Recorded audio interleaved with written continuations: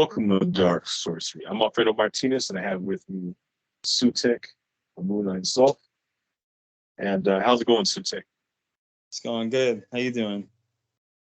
Doing good. And it's good to have you on here and go ahead and have a chat. And let's start out. Go ahead and tell me where you're from. I'm originally from New York, Queens, New York. Currently living in Northern California. Okay, cool. And how did your interest in magic start? I used to find a lot of books and things associated with alchemy and the like as a child. I was raised Jehovah's Witness. It was not something I was supposed to be exposed to, so I think for that reason, because I was sheltered from it, I would find it a lot more often. Was always fascinated with it, so I had to keep it a secret that I was learning about certain things. But Right on. How would you describe your magic style? My practices are they're pretty diverse. Most heavily Klepothic and chaos magic, Klepothic sorcery, necromantic practices. I got pretty deep into Shinto Buddhism, which is very foundational in a lot of my understanding of things. Some things are a bit contradictory, but studying the Qliphoth has reconciled a lot of my understanding of magic and the world overall.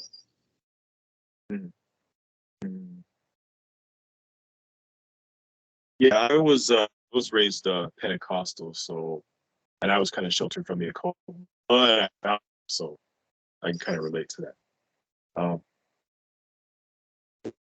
What element do you associate with most? Do you find that it's easy for you to work with most? Easy.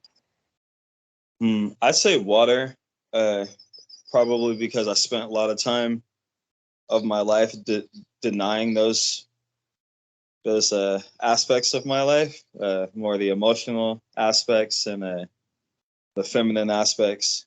So I feel like now I'm a lot more sensitive and a lot more, I guess, well versed in moving that water energy and lunar energy more than anything else. Very interesting. What does left-hand path mean to you? Can you repeat that again? What does the left-hand path mean to you? To me, I know it's kind of like a catchphrasey term nowadays, but I feel like it's more symbolic of what is natural and what is adverse to man's order and man's structure of creation, of divinity, of reality, all of it. I know it to be rooted in the original tantric and Vedic practices that taught us that our being was the source of power and divinity that we're experiencing in the world.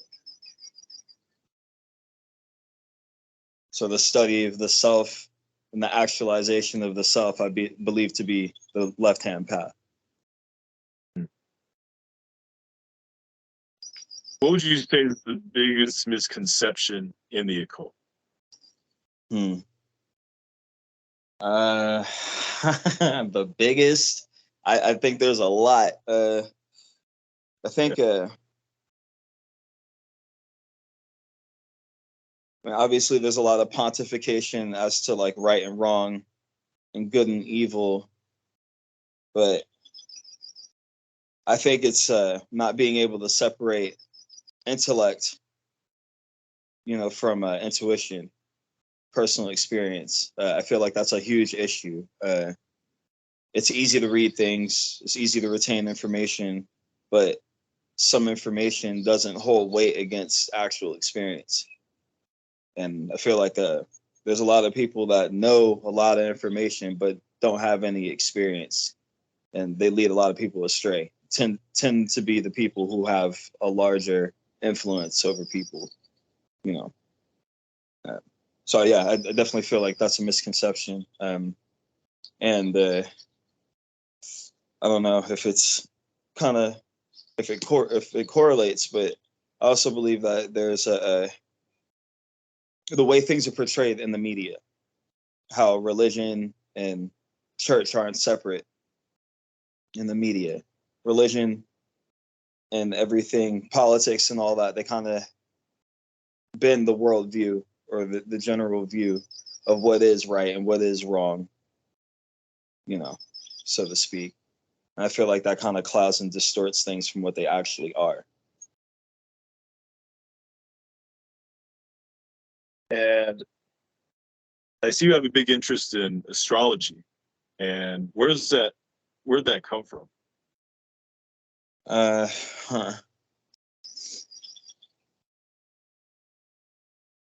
Trying to think.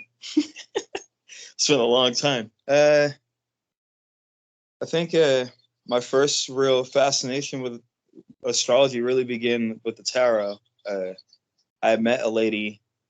She was a self-proclaimed fortune teller, and she was a book author. Mary Elizabeth Bishop. She is an older lady. She was in her 80s. She offered me a reading when I first met her. She said she saw something about me. She had to read me. I had already, dabbled in the tarot a little bit, but didn't know much about it. And she asked me if I knew what my moon sign was. It sparked a little bit of curiosity, which made me want to learn a little bit more. And once I exposed myself to a little bit of it, life started making connections for me to just kind of, take it deeper. Okay. What would you say is the biggest misconception in astrology? Can you repeat that, please? The biggest misconception in astrology? From our perspective as Americans, I feel as if the conception, that you are your sun sign and only can be described and characterized as your sun sign, is a huge misconception. And the fact that we follow a system that isn't aligned with the actual transit of the moon, the actual procession of the moon, as the Vedics, their world astrology perspective, which we refer to as sidereal or Vedic astrology. It follows a procession of the moon. So it's real-time astrology. You can really look up into the sky and see where the moon is in the constellation. But the way we study astrology in America, Western astrology, is not the same. We're basing our viewpoint off of hypothetical points, which puts us a couple weeks ahead of Vedic astrology. Okay. And I notice you have a big interest in crystals. Where does that interest come from? Where did that start? I've had off and on exposure to stones throughout life. My first initial contact with a spirit of the Goetia was Stolas. And Stolas is one of the spirits presiding over stones and herbs. I didn't learn that until I was much older. But as a child, I visited my grandfather in South Carolina. There was a meteor shower the night before. We got to see it. Didn't know that all the meteors landed on the beach. I went out there with my dad and my siblings, and we collected a bunch of them, and I kept on to them for a couple of years. And, had like a really strong affinity for them. Didn't know why, anything like that.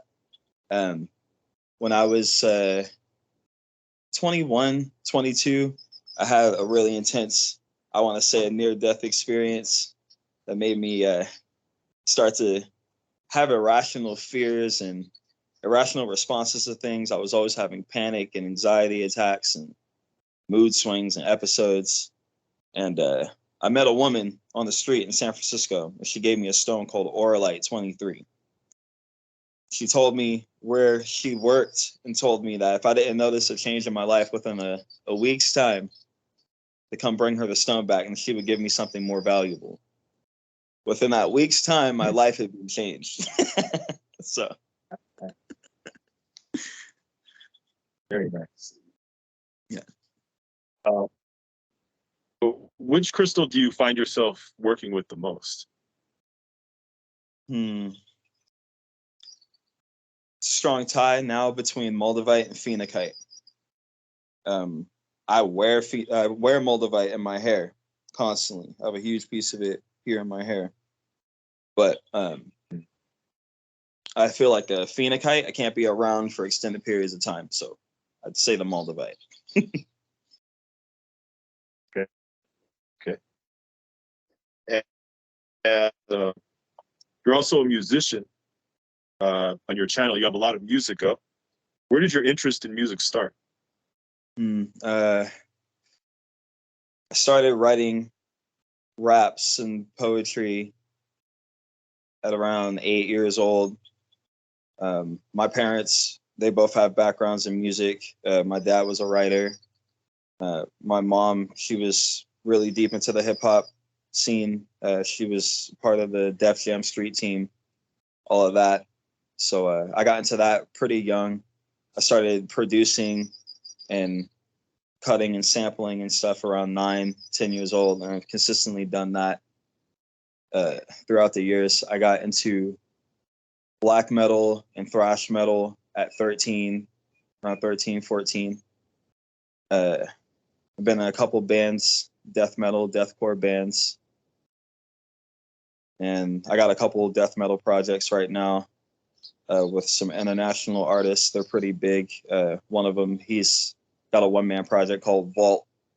And another guy, he's the vocalist of Fatuous Rump from Taiwan.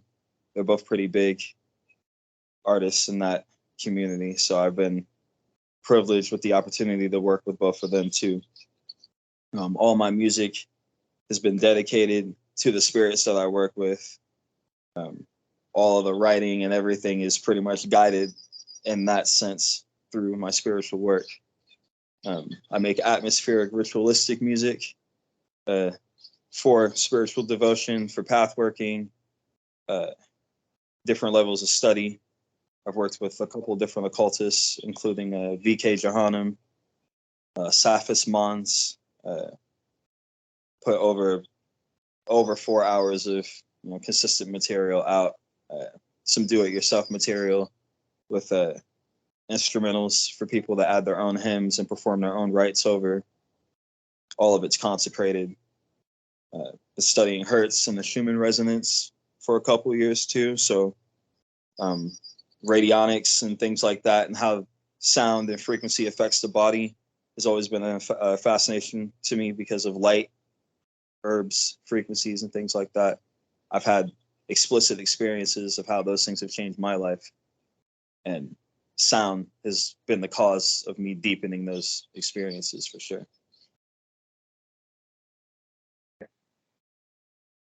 What's your favorite track that you recorded? My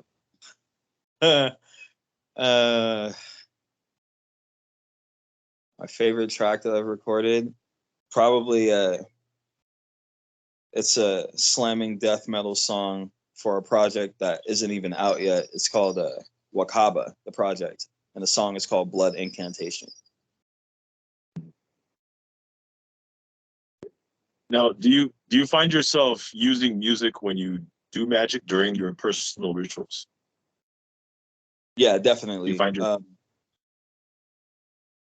yeah, I use magic effectively. I was introduced to a technique recently called knock knock beats, and if I'm understanding it correctly, the gematria or the sound notations of the beats of the spirit's voice has been translated into knocks, into knocking patterns, and those act like a direct calling to the spirit, bring the spirit into your space. I like to create atmosphere, so that's always been my thing, especially with binaural resonance. I have one frequency in one ear, another in another ear, and create syncopation between the two. Seems to be effective, especially if you're not someone who is like regularly meditating to the point where your senses are very heightened that you can just slip into a state immediately, and you need assistance to get into a state without getting high or without, you know, exposing yourself to anything too crazy. You can alter the hemispheres of your brain. Prolonged use of these hemispheres and exposure can have lasting effects. It just depends on how you do it and how deliberate you are and consistent you are with the material. But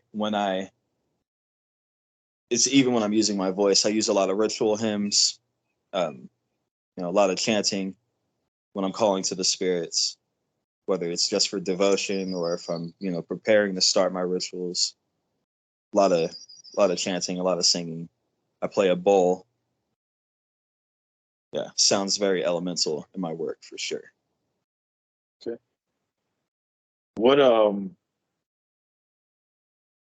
What book would you say inspires you and changed your life the most? The Emerald Tablets. The Emerald Tablets changed my fucking life. And every single time I read that book, it's completely different to me. That book changes with me for sure. Okay. Why do you think that is, though?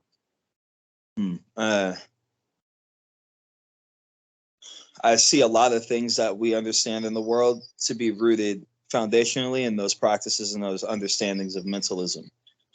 The teachings of the Kybalion, the teachings of the Hermetica, they are watered down in layman's versions of what is in the Emerald Tablets.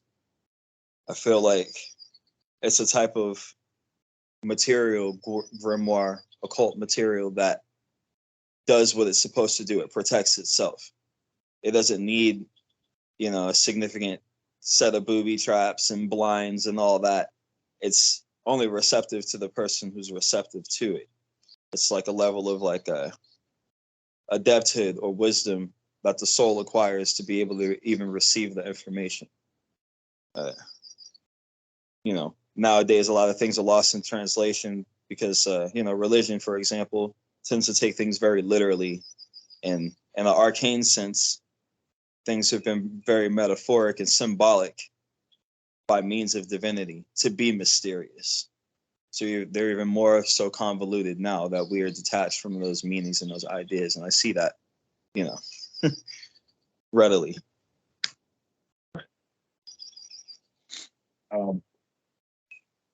What music art would you inspire to do your own music? Can you say that again? What music art would you say inspired you to do your music? When it comes to hip hop music and speaking lyrically, Eminem is probably one of my biggest influences because of his lyricism and his ability to be able to articulate certain ideas. I feel like this takes a certain level of depth and experience to be able to convey certain things, even whether you've experienced them or not. Just be able to convey them takes a lot. So I'm very much, you know, in awe of things like that. I find that very inspiring. When it comes to metal, I really don't take a lot of influence from a lot of other artists. It's more or less the occult practices. I just kind of find a lot of what I learn in my own practices, or, you know, correlations that I've found in my own practices, similar to what inspires people's, you know, reasons for making what they make, whether it be like, you know, a certain time in a certain sphere that just teaches me a lesson consistently, a level of severity, a level of, you know, something that brings me to a certain place, a certain awareness. And then all of a sudden, all this music, all this artwork, all this stuff kind of filters in, that kind of just, you know, personifies itself.